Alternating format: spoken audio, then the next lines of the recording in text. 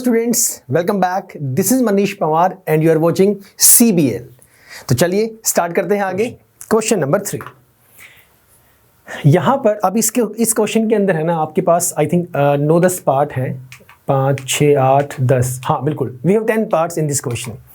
आप ये लगा लो कि ये जो थर्ड क्वेश्चन है ना, इसमें हर तरह का क्वेश्चन आपके पास होगा। कहाँ पे A गिवन है, D गिवन है, A निकालना है, D निकालना है, AN भी निकालना पड़ेगा, N भी निकालना पड़ सकता है, SN निकालना पड़ सकता है। ये लगा लो कि जो भी मेन कॉन्सेप्ट इस पूरे चैप्टर में आपका यूज होगा, पूरे चैप्टर में, उस पूरे का निचोड़ इस अकेले थर्ड क्वेश्चन के अंदर है। तो आप ये कह सकते हैं this third question is very easy. आप ये कह सकते हैं this third question is very important. और आप ये कह सकते हैं कि ये थर्ड क्वेश्चन ही आपका एक प्रैक्टिस क्वेश्चन है, जो ये तय करने वाला है कि हमारे जो आगे वाले क्वेश्चंस हैं वो हम कितना इजीली सॉल्व कर सकते हैं। बिलीव मी, इसमें हर तरह का क्वेश्चन होगा, बिल्कुल आसान भाषा में गिवन होगा। यहां से हम ये एग्जैक्टली तय कर पाएंगे कि हमें क्या क्या गिवन है और कितनी वैल्यूज के गिवन होने से हम कौन कौन सी वैल्यूज निकाल सकते हैं। सिर्फ A या D गिवन है तो AN निकालेंगे या SN निकालेंगे, या सिर्फ AN और SN गिवन है तो हम D कैसे निकालेंगे या AN कैसे निकालेंगे। A गिवन है तो द थिंग इज दिस के थोड़ा कॉम्प्लिकेट करने की कोशिश करेंगे ये क्वेश्चंस को। अब मैं फिर से रिपीट कर रहा हूं, ये क्वेश्चन सबसे इजी, सबसे इंपॉर्टेंट और पूरे चैप्टर का निचोड़। ठीक है, इनको ध्यान से देखना, जो जो इंपॉर्टेंट होंगे वही मैं बताऊंगा और ध्यान से समझते हुए चलिएगा। Let us start with first part. ध्यान से समझना प्लीज। इसे थोड़ा ऊपर कर दो। Let us make some space. Okay, let us start with first one. Read it carefully. Given A हमें गिवन है फर्स्ट टर्म, मैं फर्स्ट पार्ट सॉल्व कर रहा हूं। आपको A गिवन है दैट इज 5, आपको D गिवन है दैट इज 3, आपको AN that is equal to 50। याद रखना AN का मतलब आपका लास्ट टर्म ही होता है, ठीक है ना। AN is equal to 50। हमें निकालना है, आपका N निकालना है, नंबर ऑफ टर्म्स, और आपको SN निकालना है, सम ऑफ N टर्म्स। ध्यान से समझो कि पहले मैं क्या निकालूंगा, या क्या दोनों में से कोई भी पहले निकाल सकता हूं, यह समझना बहुत इंपॉर्टेंट है। A गिवन है, D गिवन है, AN भी गिवन है, N नंबर ऑफ टर्म्स कितनी है वो निकालना है, क्योंकि वो निकालने के बाद ही मैं कहां जा पाऊंगा, SN के पास जा पाऊंगा। समझ गए ना। आप भले ही SN is equal to N/2 into A plus वाला फॉर्मूला यूज कर लो, या आप SN is equal to N/2 into 2A plus N-1 into D ये फॉर्मूला यूज कर लो। सर आपको नंबर ऑफ टर्म्स तो निकालनी ही पड़ेंगी। गेटिंग माई पॉइंट ना। तो मैंने स्टार्टिंग में क्या कहा, क्वेश्चंस ऐसे होंगे जहां पे कुछ वैल्यूज गिवन होंगी और आपको 2 या 3 वैल्यूज निकालने के लिए कहेगा, या 2 या 3 गिवन होंगी, 1-2 निकालने के लिए कहेगा। तो वही सेम इन 10 पार्ट्स में वो सारा कंक्लूजन आपके सामने आ जाएगा। सो इनिशियली हमें N पहले निकालना पड़ेगा, तब हम SN निकालने के लिए जाएंगे। देखिएगा, वी नो द फॉर्मूला जो हम पहले से करते हुए आ ही रहे हैं अपने इवन लास्ट एक्सरसाइज से। AN is equal to A plus N-1 into D। AN 50, मतलब ये मेरे पास 50 गिवन है ऑलरेडी। फर्स्ट टर्म मेरे पास 5 है, प्लस N ये लास्ट टर्म है, ये A 50 नहीं है, AN is the last term, nth term जो कि लास्ट टर्म हमारे पास प्रेजेंट है। N-1 इसे ऐसे ही रहने दो, इनटू में D कितना है आपका 3 है, वहां ले जाओ, कितना होगा 45 that is equal to N-1 into 3। Divide करिए, 15 इज इक्वल टू N-1 और आपका N कितना आ गया, N आपका आ गया 16। ये आपका आ गया पहला आंसर, N आपका 16 आ गया। अब N निकालने के बाद ही आप निकाल पाएंगे SN। अब SN, N बोले तो नंबर ऑफ टर्म्स, और नंबर ऑफ टर्म्स कितनी आ गई 16। मतलब क्वेश्चन में क्या पूछा गया है, 16 टर्म्स का सम। क्या लिखा हुआ है, ये नहीं लिखा हुआ, सिर्फ क्या लिखा हुआ था, SN निकालना है। बट ये अंडरस्टूड है, जब N16 आ गया तो मतलब मुझसे S16 ही पूछा गया है। गेटिंग इट ना। तो इनडायरेक्टली S16 की ही बात चल रही है। निकाल दीजिए, S16 इज इक्वल टू, पहले एक बार देख लो, N/2 into A plus L लगा सकता हूं क्या, मुझे लास्ट टर्म गिवन है क्या, लास्ट टर्म AN ही तो लास्ट टर्म होती है, तो मैं बिल्कुल यूज कर सकता हूं। SN is equal to N/2 into A plus L। Let us solve. Number of terms 16 है, तो 16/2 सीधा यहाँ पे 8 आ गया, 8 आ गया। A is my first term which is given already 5 plus last term ये रहा a n is my last term which is 50। Let us solve this now. ये स्क्वायर ब्रैकेट है, 8 multiply 50 plus 5 55, 8 5 40 0, 8 5 40 44, 440 is the sum of आपका 16 terms. So 16 is equal to 440, this is the answer. बताइए clear हुआ? ये confusion तो नहीं है ना कि n क्यों निकाला पहले या an वाला फॉर्मूला क्यों यूज किया? अच्छे से क्लियर हो गया? परफेक्ट। नेक्स्ट क्वेश्चन पे चलते हैं। व्हाट इट सेज, सुनिएगा ध्यान से। सेकंड पार्ट के अंदर कंपेयर करिएगा, जैसे जैसे हम आगे जाएंगे कंपेयर करिएगा कि सर आप इवन डाउट सेशन में पूछ सकते हैं, या अगर डाउट आते हैं तो कि मैं बात कर रहा हूं कि इन दोनों में डिफरेंस क्या है। यहां पे A5 है, A7 है, आपको यहां पे इस पार्ट में D गिवन है बट यहां पे D नहीं गिवन है। यहां पे AN गिवन था, यहां पे AN गिवन नहीं है और पूछा भी नहीं है। सुनिएगा ध्यान से ये चीज, यहां पर AN गिवन है, यहां पे ना तो दिया हुआ है ना हमसे पूछा गया है। अच्छा ठीक है, N यहां पर गिवन नहीं था, पूछा गया था, यहां पे ना गिवन है ना पूछा गया है। इस वाले में SN पूछा गया, यहां पे N की जगह पे 13 गिवन है। कंपेयर करना सीखिए, जिससे इजीली जैसे ही आगे जो क्वेश्चंस आएंगे ना, क्वेश्चन नंबर 6 से जो स्टार्ट होंगे, 4 5 से स्टार्ट होंगे, वहां पे आपको पता लगना स्टार्ट हो जाएगा। जैसे ही स्टेटमेंट सामने आएगी आप पता लगा लेंगे n क्या है, d क्या है, Sn कितने नंबर ऑफ टर्म्स के सम के बारे में बात कर रहा है। ठीक है, चलिए स्टार्ट करते हैं। ये देखिए a गिवन है, ये लो सर, फर्स्ट टर्म 7 गिवन है। इनिशियली जब पहली बार क्वेश्चंस को सॉल्व करें ना, तो अपने आप को इतना खो दो वहां पर कि रम जाए दिमाग में ये चीज। रट्टे की बात नहीं कर रहा मैं, कॉन्सेप्ट समझने की बात कर रहा हूं। दिमाग में सेट हो जाए कि हाँ भाई साहब ये पहली टर्म है, बोल बोल के लिखना शुरू कर दो भले ही, कोई दिक्कत वाली बात नहीं है। फर्स्ट टर्म A13 मतलब 13th टर्म की बात कर रहा है विच इज 35। अब जैसे मैंने ये लिखा ना, तो हम लोगों ने 5.2 में ये समझा था A13 का मतलब है A + 12D, Isn't it? बिल्कुल सही बात है। 13th टर्म को मैं लिख सकता हूं A + 12D। यूज होगा या नहीं होगा वो बात की बात है। जैसे ही रीड किया माइंड ने सिग्नल सेंड किया कि भाई तू इसे ऐसे लिख सकता है ना। आगे देखिएगा, उसके बाद गए मुझे D फाइंड करना है और मुझे S13 टर्म्स का सम मुझे फाइंड करना है। अब सोचो जरा एक बार, अगर मैं D मुझे निकालना हो तो उसके लिए मुझे A2 चाहिए, A2 मेरे पास नहीं है। मुझे निकालना है S13 निकालने के लिए मुझे n/2 × A + L चाहिए।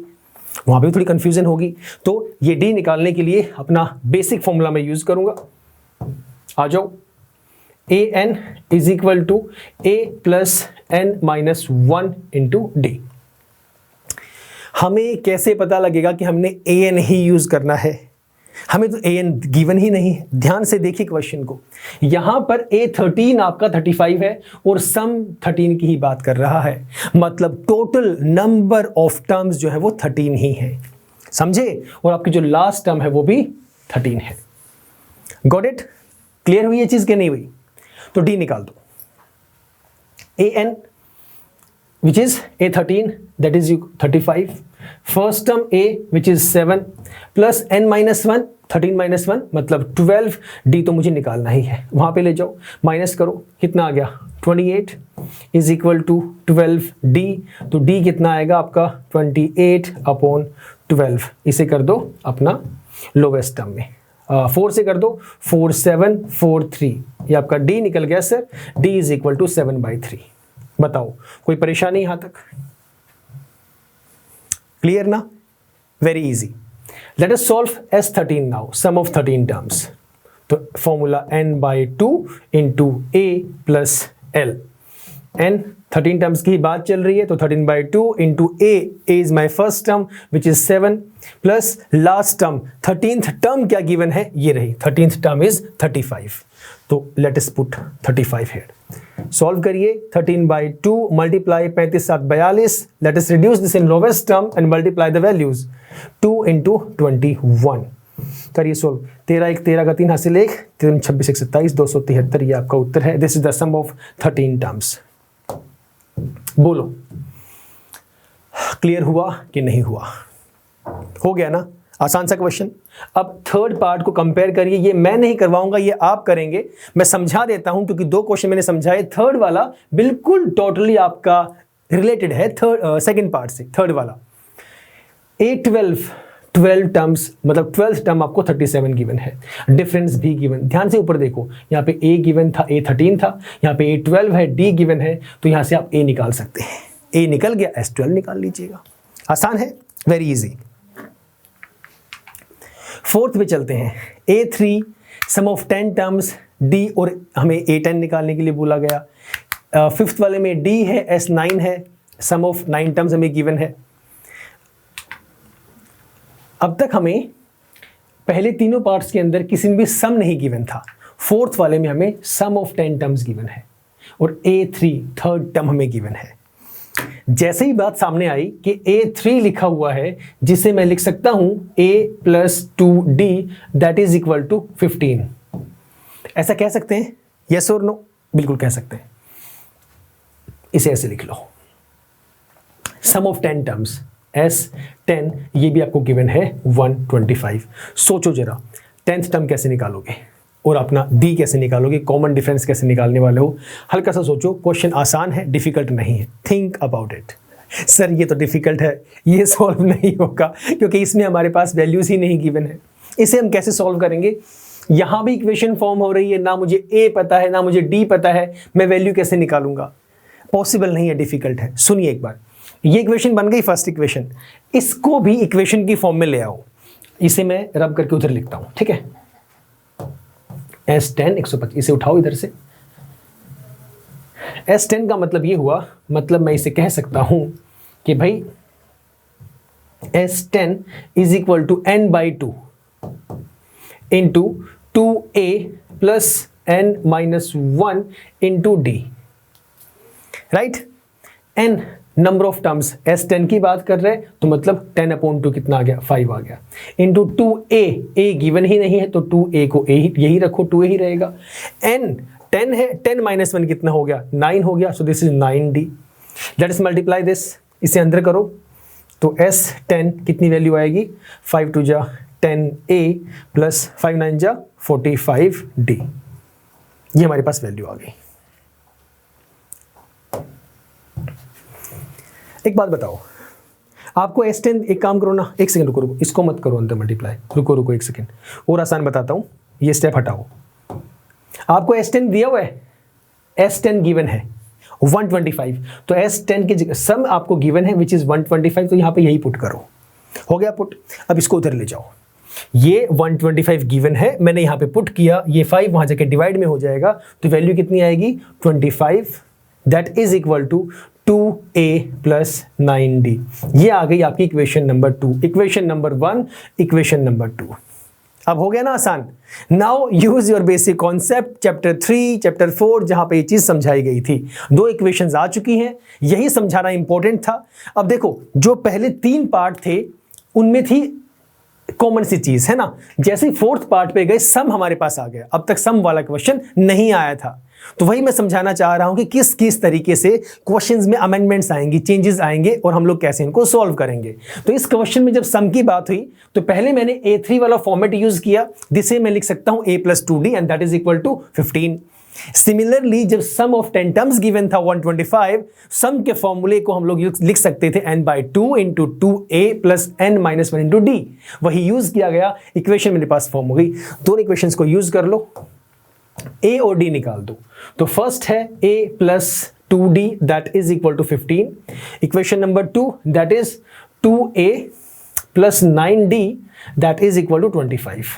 Very easy. अब एक काम करो, फर्स्ट इक्वेशन को 2 से मल्टीप्लाई कर दो।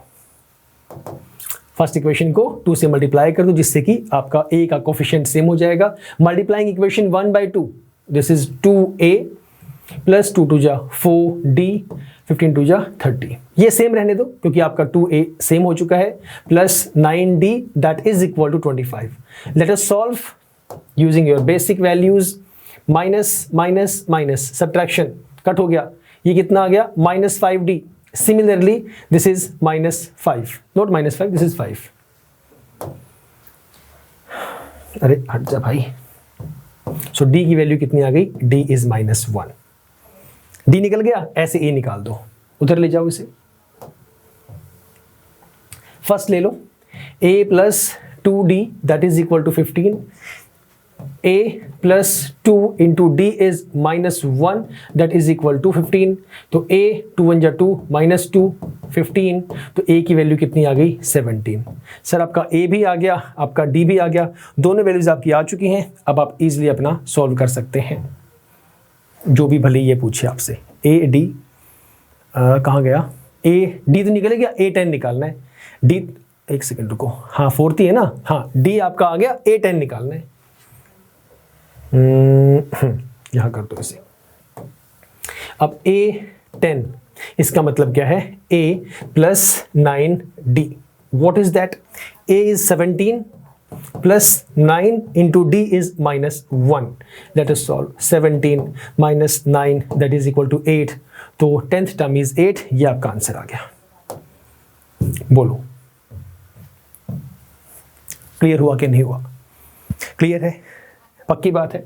तो बस आपको ध्यान से समझते हुए चलना है. अब आप 5th वाला आप ट्राई करिएगा. 6th वाला मैं करवाता हूँ. 6th क्वेश्चन, ये क्वेश्चन आपका अच्छा है. दिस इज इंपॉर्टेंट, इसे ध्यान से करना है. This one is important. तो फिलहाल इतना ही सर, मिलेंगे नेक्स्ट क्लास में. इससे आगे हम लोग स्टार्ट करेंगे. Right, till the time stay safe, stay healthy and yes keep smiling. Bye bye, take care.